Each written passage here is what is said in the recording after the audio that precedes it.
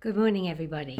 Yes, it's the 11th day, the 11th hour of the 11th month, and it's a very important, it's the 11th portal that's opening, and there's, in Scorpio, it's going to be really intense, and so I'm just paying tribute to all men and women that went to war and participated, but mainly for my mum's and my family's involvement from the First World War with Uncle Hurtle. And I'll just read you a little bit out of my book, but also for my Uncle Ian, who toured Vietnam and came back with the effects of war.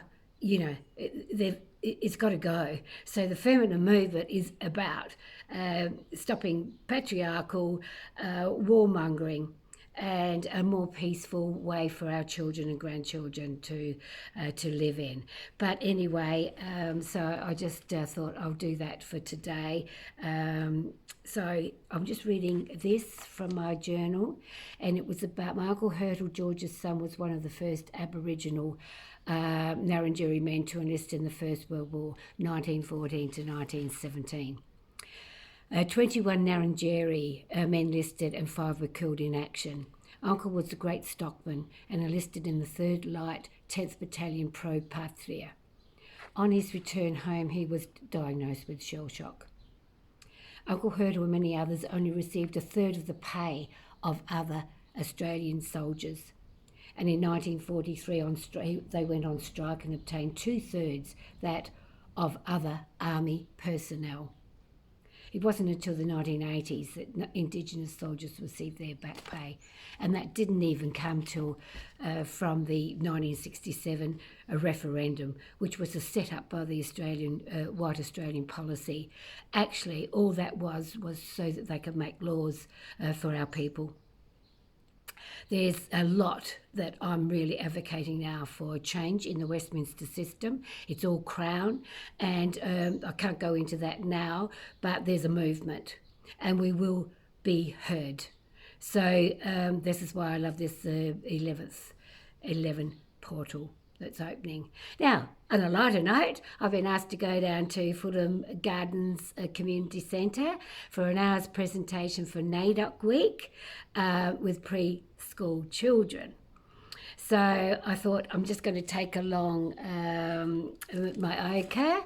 I'll get them to mix up the paste so that they can put that on their energy points that connect them with the song lines, and also to explain that it's a medicinal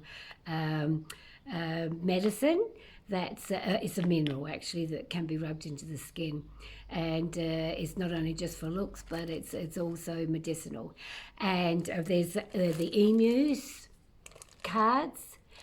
See, that one's got his head in the sand. How does that relate to a lot of people?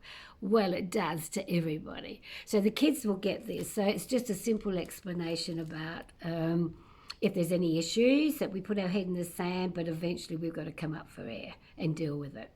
There's also the miwi. I use an apple as a demonstration for the soul. I'll go into that so they can eat the apple afterwards. And I just want them to have a bit of fun and to explain my two-way culture, because that's my story. And that's where I come from, and there's so many of us out there that are got we're different colours, and it's Australia straight out.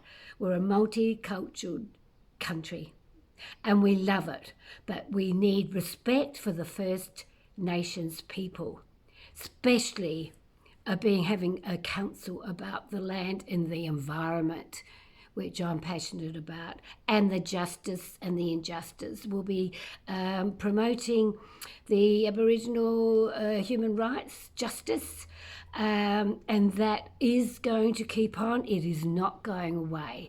So I just wanted to let you know that I felt that it's really, as an elder, my duty to explain that, yes, there's a lot of Australians that get us and get why we have to keep promoting our stories.